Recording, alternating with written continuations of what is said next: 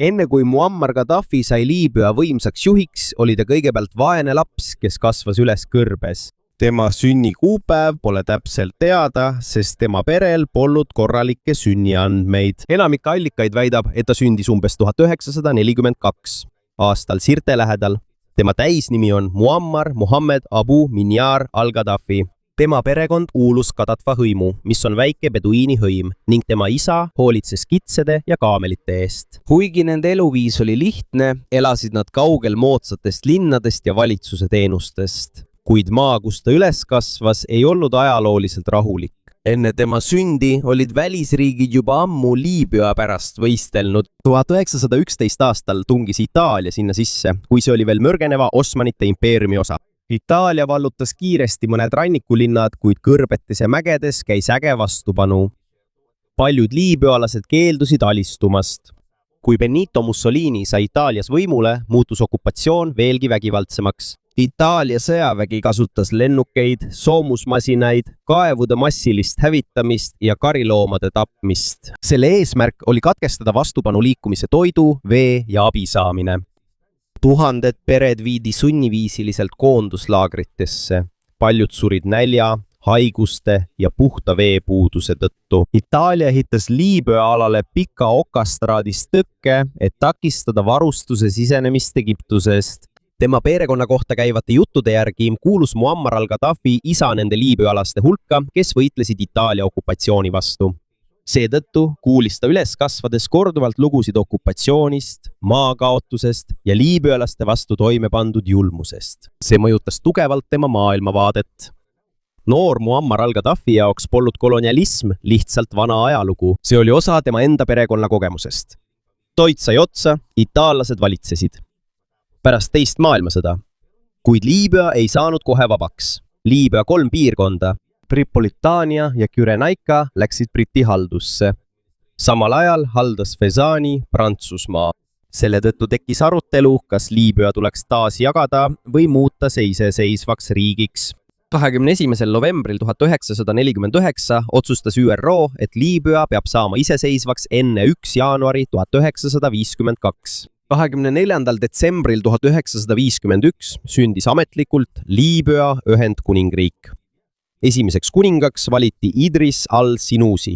Monarhia alla ühendati 3 peamist piirkonda.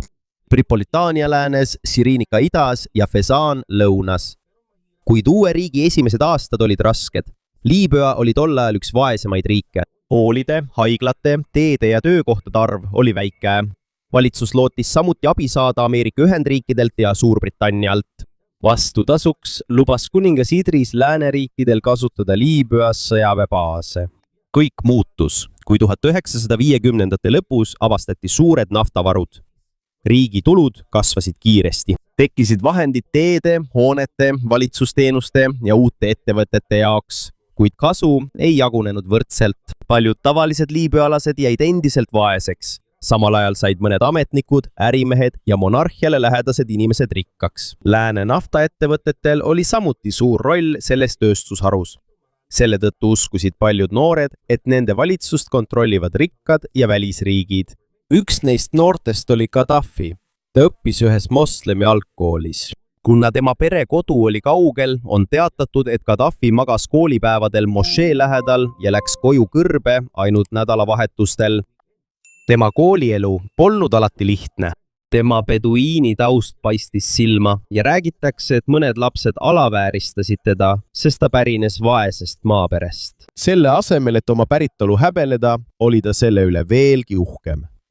Tema jaoks oli lihtne elu kõrbes tõelise Liibüa sümbol. See oli kaugel ametnike luksuslikust elust ja lääneriikide mõjust.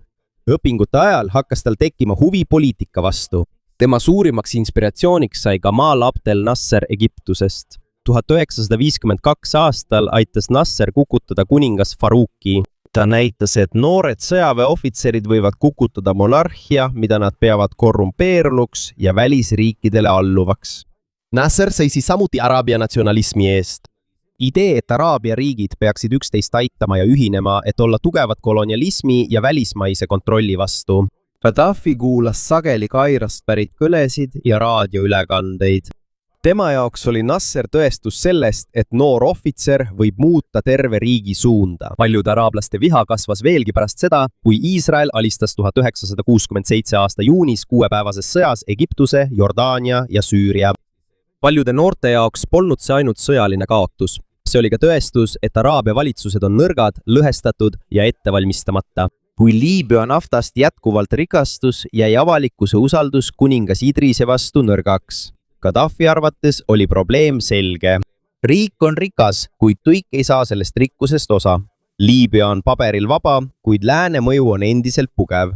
Ja riigil on oma kuningas, kuid paljude noorte jaoks on tema valitsus vanamoodne ja aeglane. Kõrbes loomi karjatavast poisist kasvas Gaddafi sees järk-järgult ohtlik unistus. Ta tahtis järgida Nasseri eeskuju.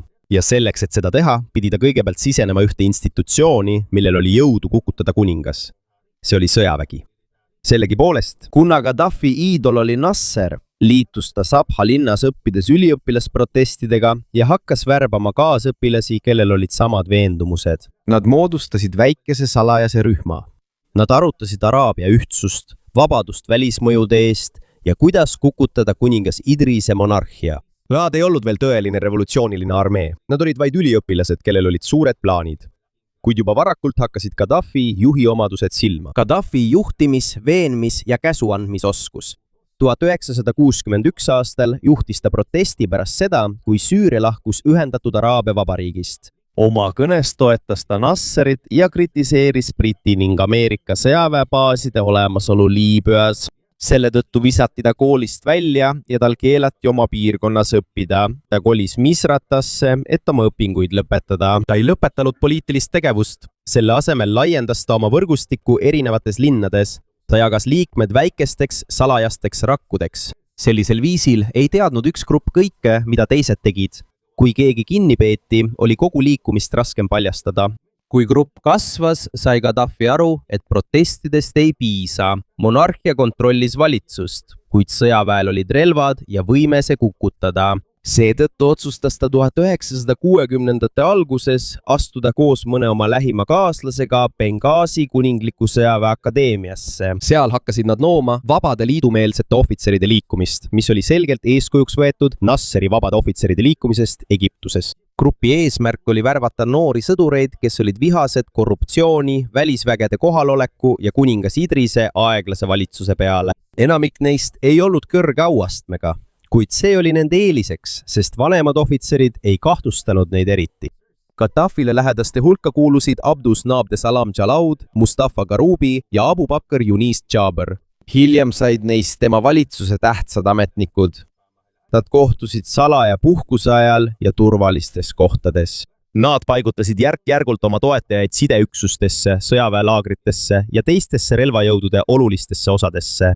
Side on väga oluline, sest riigipöörde ajal tuleb kiiresti kontrolli alla saada raadio, telefonid ja sõjaväele saadetavad käsud. Gaddafi lõpetas sõjaväeakadeemia 1990 aastal.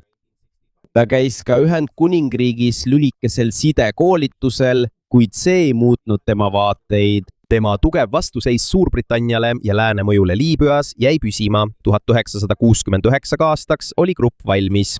Nad kavandasid mitu korda riigipööret, kuid lükkasid selle edasi olukorra muutumise ja avastamise ohu tõttu.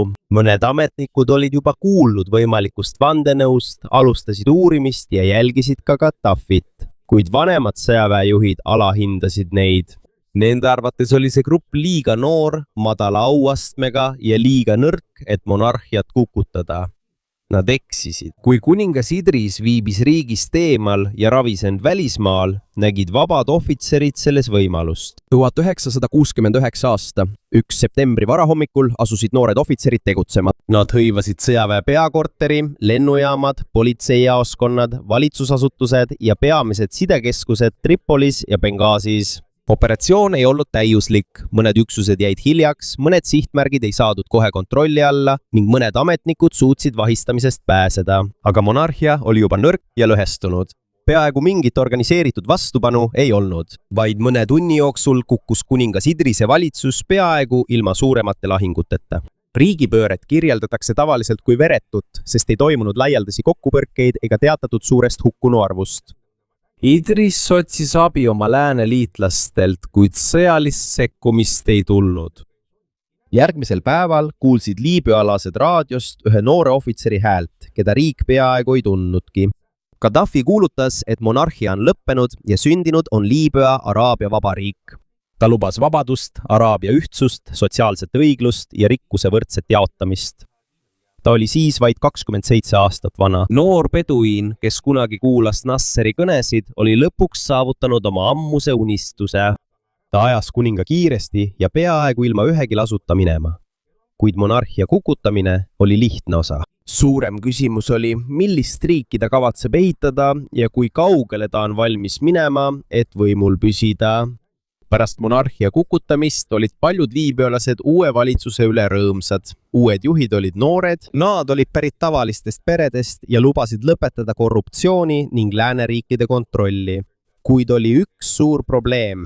Neil puudus piisav kogemus terve riigi juhtimiseks. Gaddafi teadis, et võib kohe toimuda vastu riigipööre. Seetõttu palus ta abi Egiptuse liidrilt Gamal Abdel Nasserilt, keda ta oli juba ammu imetlenud. Egiptus saatis nõunikud ja sõjaväeohvitserid, et aidata uut valitsust. Samal ajal eemaldas Gaddafi kiiresti kõik kõned, mis võisid talle vastu olla. Arreteeriti mitu kuninglikku perekonnaliiget, endisi ametnikke, sõjaväeülemat ja poliitikuid. Paljude üle peeti avalikke kohtuprotsesse, et näidata, et vana süsteem on lõppenud. Kohalikud ametnikud asendati samuti revolutsioonile lojaalsete inimestega. Mõnede hõimujuhtide võimu vähendati ja keskvalitsuse kontrolli tugevdati. Gaddafi võttis endale koloneli auastme ja sai sõjaväes kõige võimsamaks meheks. Kehtestati tsiviilvalitsus, kuid tegelikud otsused jäid tema kontrolli all oleva revolutsioonilise juhtimisnõukogu kätte. See ei meeldinud mõnele tema endisele kaaslasele. Grupi esimene lubadus oli ju anda valitsemine rahvale pärast kuninga kukutamist. Aga aja möödudes sai selgeks, et Gaddafil ei olnud kavatsust võimu kohe loovutada.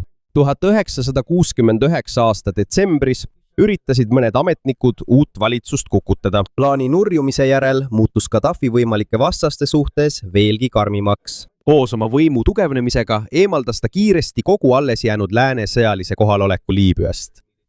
Briti väed lahkusid 1970 aasta märtsis. Mõne kuu pärast lahkusid ameeriklased Willowsi õhuväebaasist. Paljude liibüalaste jaoks oli see suur võit. Sõjaväebaasid olid nende jaoks kaua aega olnud sümboliks, et kuigi riik oli paberil vaba, oli välismaalastel endiselt tugev kontroll. Valitsus ajas välja ka tuhanded Itaalia asunikud ja võttis ära suure osa nende varast. Gaddafi pidas seda maade ja rikkuste tagasivõtmiseks, mis olid Itaalia okupatsiooni ajal ära võetud. Enamik Liibüa juudi kogukonnast oli lahkunud pärast 1967 aasta 6-päevase sõjajärgset vägivalda. Uue režiimi all konfiskeeriti ka ülejäänud juudi vara ning endine kogukond kadus lõplikult. Gaddafi ei sihtinud ainult sõjaväelasi ja välismaalasi. Ta laiendas järk-järgult ka riigi kontrolli majanduse üle. Liibüa sundis välismaiseid naftafirmasid andma suurema osa tuludest ja kontrollist valitsusele.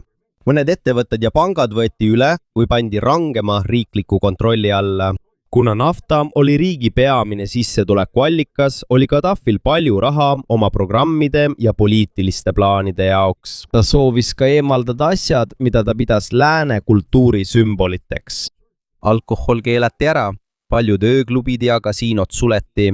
Valitsus rõhutas rohkem islami rolli seadustes, hariduses ja avalikus elus. Paljud liibüalased toetasid neid samme, sest neil oli veel värskelt meeles pikk kolonialismi ajalugu. Kuid samal ajal, kui Gaddafi hävitas vana süsteemi, ei loonud ta vaba demokraatiat. Poliitilised parteid ja valitsuse kontrolli alt väljas olevad organisatsioonid keelustati. Seaduse nummerga alusel 71, mis võeti vastu 1972, aastal võidi karmilt karistada ja mõnel juhul karistati surmanuhtusega neid, kes moodustasid või liitusid poliitilise grupiga, mis oli revolutsiooni ideoloogia vastu.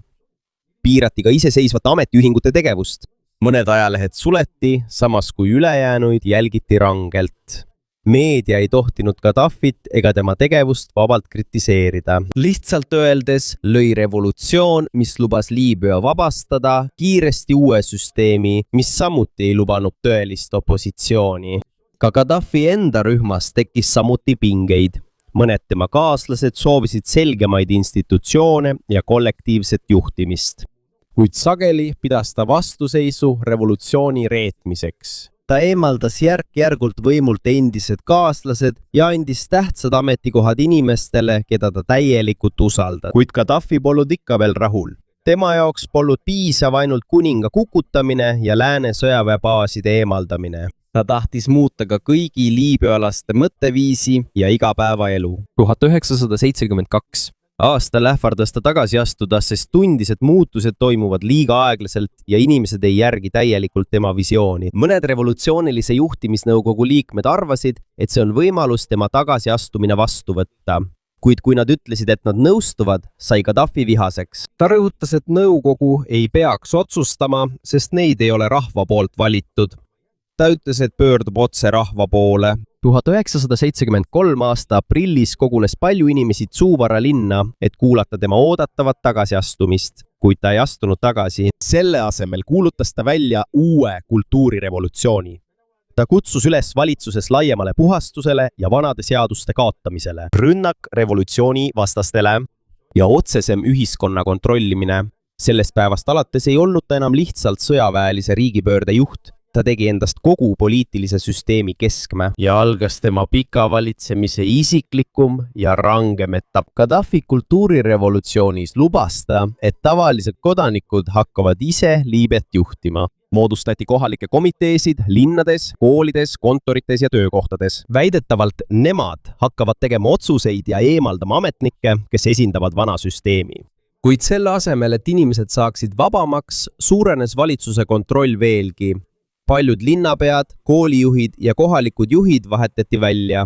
Arreteeriti need, keda kahtlustati revolutsiooni vastasuses. Kuna reeglid olid ebaselged, sattusid mõned inimesed kahtluse alla lihtsalt isiklike tülide või vastaste kaebuste tõttu. Ülikoolides anti käsk eemaldada raamatud, mida režiim pidas araabia natsionalismi, islami, sotsialismi ja revolutsiooni vastasteks.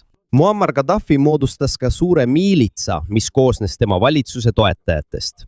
Ametlikult oli nende ülesanne kaitsta revolutsiooni. Tegelikult said neist lisajõud, keda sai kasutada võimalike vastaste vastu.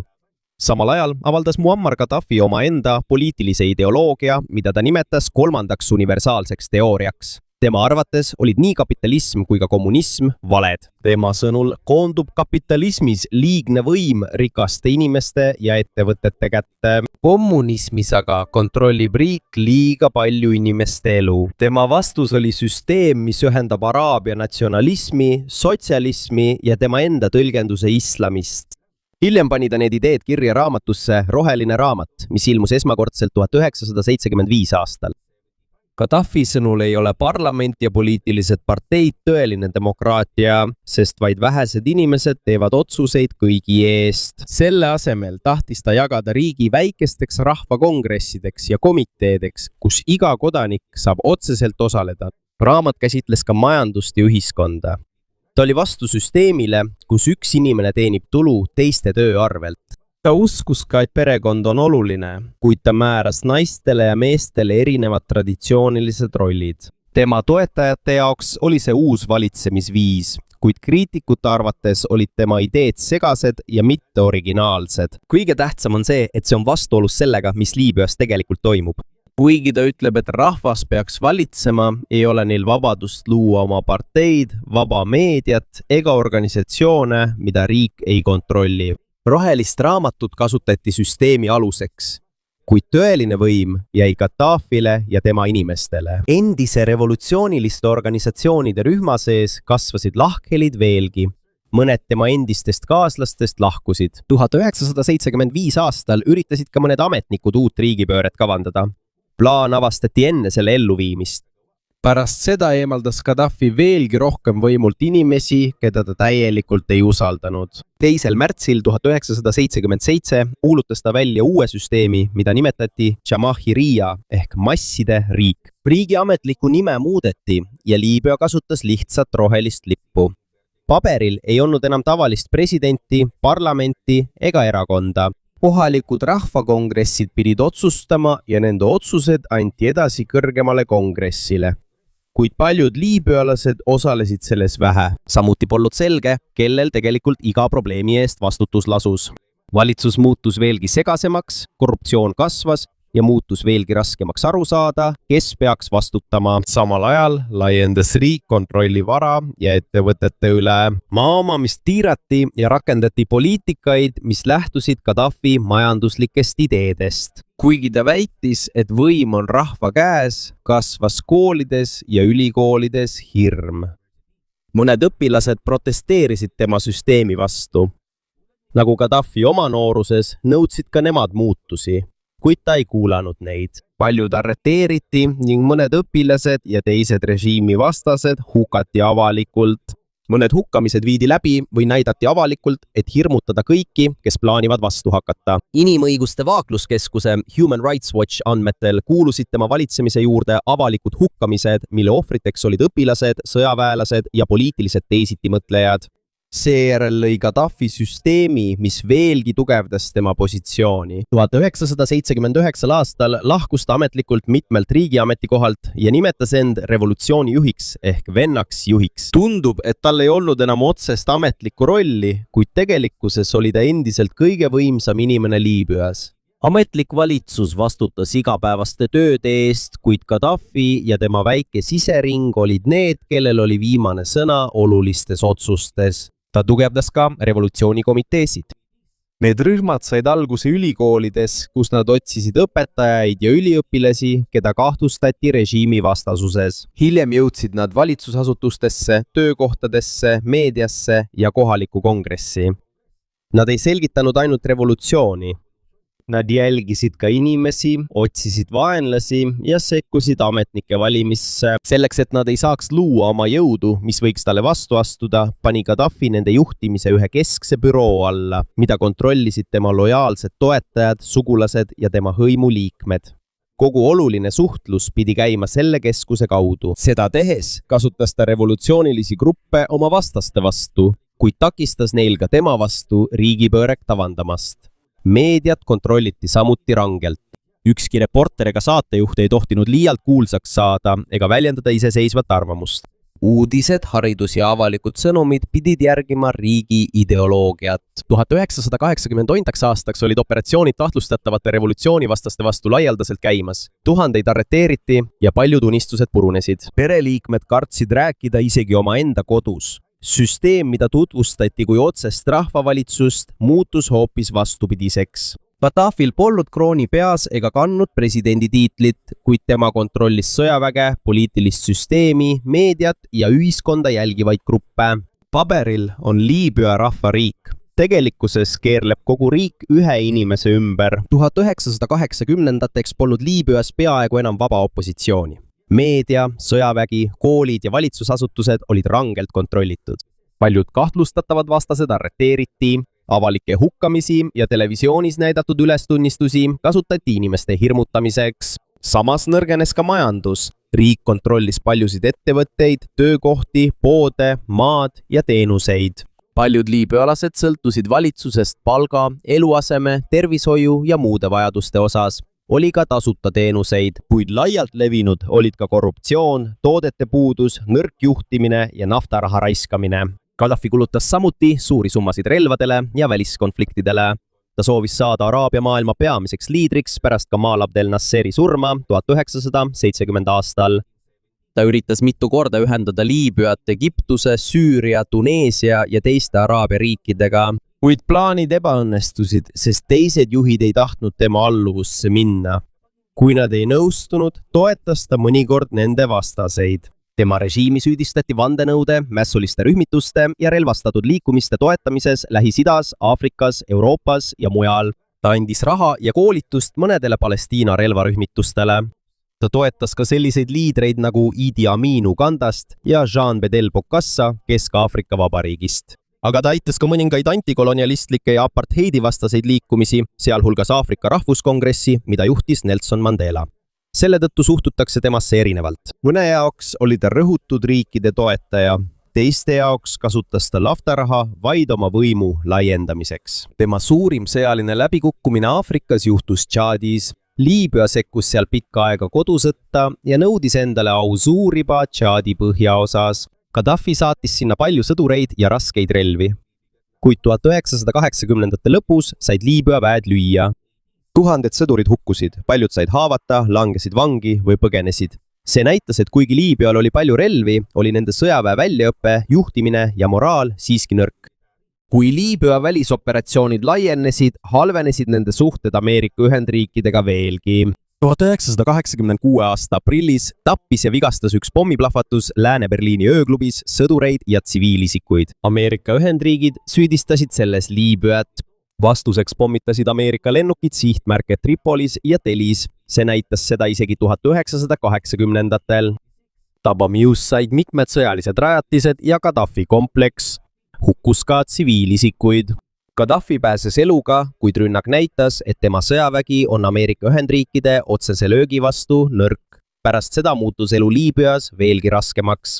Nafta hind langes, sanktsioonid laienesid ning imporditud toidu, ravimite ja teiste esmatarbekaupade hulk vähenes. Mõned eraettevõtted lubati taas tegutsema, samuti vabastati mõned poliitvangid. Kuid jälgimine, meelevaldne vahistamine, piinamine ja karmid karistused opositsiooni suhtes jäid alles. 1992 aastal kehtestas ÜRO Liibüa vastu sanktsioonid, sest ta keeldus viivitamatult loovutamast 2 kahtlusalust, keda seostati Pan Ami lennu 103 pommirünnakuga Lockerbies, Šotimaal. Selles rünnakus hukkus üle 260 inimese. Sanktsioonidel oli suur mõju Liibüa majandusele ja rahvusvahelisele reisimisele.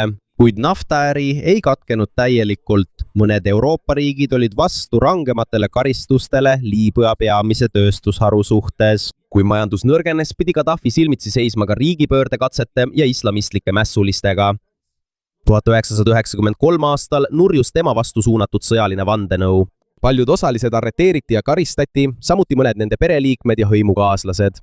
Võitlus islamistlike rühmitustega oli 1990-ndatel veelgi ägedam. Tuhanded arreteeriti, samal ajal kui mõned võitlesid valitsusvägedega Ida-Liibüas. Kõige süngeimaks sündmuseks oli Abu Salimi vangla veresaun 1996 aasta juunis. Arvatakse, et umbes 1200 vangi tapeti pärast protesti vangla halbade tingimuste vastu. Valitsus varjas juhtunut pikka aega. Paljudele peredele ei öeldud kohe, et nende lähedased on surnud. Viha Abu Salimi juhtumi pärast sai oluliseks põhjuseks 2011 aasta ülestõusule, kuid enne režiimi kukkumist muutis Gaddafi esmalt oma välispoliitikat. Pärast 11. septembri rünnakuid Ameerika Ühendriikides andis Liibüa teavet islamistlike võitlejate kohta. 2003 aasta detsembris nõustus Liibüa loobuma tuuma- ja keemiarelvaprogrammidest ning lubama rahvusvahelisi inspektoreid. Selle tulemusena hakkasid Liibüa suhted Ameerika Ühendriikide ja Euroopaga järk-järgult normaliseeruma. Paljud sanktsioonid eemaldati, välisinvesteeringud naasid ning suured naftafirmad sõlmisid Liibüaga taas lepinguid. Lääne jaoks tundus, et Gaddafi on muutunud, kuid riigi sees ei toimunud peaaegu mingeid tõelisi poliitilisi reforme. Suur osa uuest rikkusest läks ametnikele, ärimeestele ja tema perekonnaliikmetele. Samal ajal oli töötus endiselt kõrge, avalikud teenused nõrgad ja korruptsioon laialt levinud. Tema poeg Saif al-Islam rääkis reformidest ja paremast elust, majandusest, kuid lubadused ei olnud tõsiselt mõeldud. Gaddafi ja tema lojaalsed toetajad ei tahtnud loobuda võimust, mida nad olid hoidnud üle 40 aasta. 2011 aasta alguses kukkusid pikaajalised režiimid Tuneesias ja Egiptuses suurte protestide tõttu. See oli osa niinimetatud Araabia kevadest. 2011 aasta 15. veebruaril arreteeriti Benghazis advokaat Fatih Tervil. Ta esindas perekondi, kelle lähedased hukkusid Abu Salimi veresaunas. Inimesed kogunesid, et nõuda tema vabastamist ja kutsuda üles reformidele. Kui julgeolekujõud kasutasid vägivalda, muutusid protestid kiiresti kogu režiimi kukutamise nõudmiseks. Mäss levis Ida-Liibüas. Mõned sõdurid, diplomaadid, ministrid ja endised Muammar Gaddafi toetajad lahkusid valitsusest. Opositsioon lõi Benghazis rahvusliku ülemineku nõukogu. Läänes suutis Gaddafi veel hoida kontrolli Tripoli ja teiste piirkondade üle. Tema väed kasutasid tanke, suurtükiväge, lennukeid ja lojaalseid miilitsaid mässu vastu. Märtsiks olid valitsusväed Benghazile juba lähedal. Gaddafi hoiatas, et ta jälitab oma vastaseid. selle tõttu kartsid paljud riigid, et tsiviilelanike seas võib toimuda massiline tapmine. 17. märtsil 2011 andis ÜRO Julgeolekunõukogu loa lennukeelutsooni kehtestamiseks ja sõjaliseks sekkumiseks tsiviilisikute kaitsmiseks. Ameerika Ühendriigid, Prantsusmaa, Suurbritannia ja teised riigid alustasid õhurünnakuid. Hiljem võttis NATO operatsiooni juhtimise üle ning tänu õhutoele jäid mässulised ellu ja hakkasid järk-järgult taastuma. Pärast pikki lahinguid vallutas opositsioon Misrata ja teised strateegilised piirkonnad. 2011 aasta augustis sisenesid mässulised Tripolisse. Paljud režiimi üksused kadusid kiiresti. Gaddafi ja tema perekond põgenesid. Ta peitus Sirtes. See oli üks viimaseid kohti, mida lojaalsed jõud veel kontrollisid. 2011 aasta 20. oktoobril üritas Muammar al-Gaddafi konvoi Sirtest põgeneda. Selle tabas NATO lennuk. Ta pääses esimesest rünnakust eluga, kuid opositsioonivõitlejad tabasid ta hiljem ühe kuivendustoru lähedal. Ta oli elus, kui ta kinni võeti, kuid teda vigastati, kui ümbrus oli kaootiline. Üleminekuvalitsus väitis, et ta suri tulevahetuses, kuid videod ja uurimine näitasid, et ta võidi tappa pärast kinnivõtmist. See ei olnud selge. Samuti pole selge, kes tulistas surmava kuuli. Tema keha näidati Misratas enne, kui ta maeti salajasse kohta kõrbes. Seal lõppes tema üle 42 aasta kestnud valitsemine. Gaddafi alustas noore peduiinina, kes lubas vabastada Liibüa monarhiast, korruptsioon ja väliskontroll. Ta kasutas naftarikkust infrastruktuuri, hariduse ja sotsiaalteenuste jaoks. Kuid ta kaotas ka poliitilise vabaduse, vaigistas meedia ning tappis või vangistas vastased. Kui ta kadus, polnud ka tugevat demokraatlikku institutsiooni, mis oleks valmis üle võtma. Seetõttu ei lõppenud Liibüa probleemid tema surmaga. Riik ei lõhestatuks, täis relvi ja ilma tugeva süsteemita, mis suudaks kõiki ühendada. Lõpuks ei langenud mitte ainult Gaddafi. Koos temaga varises kokku ka süsteem, mille ta oli rajanud omaenda võimu ümber.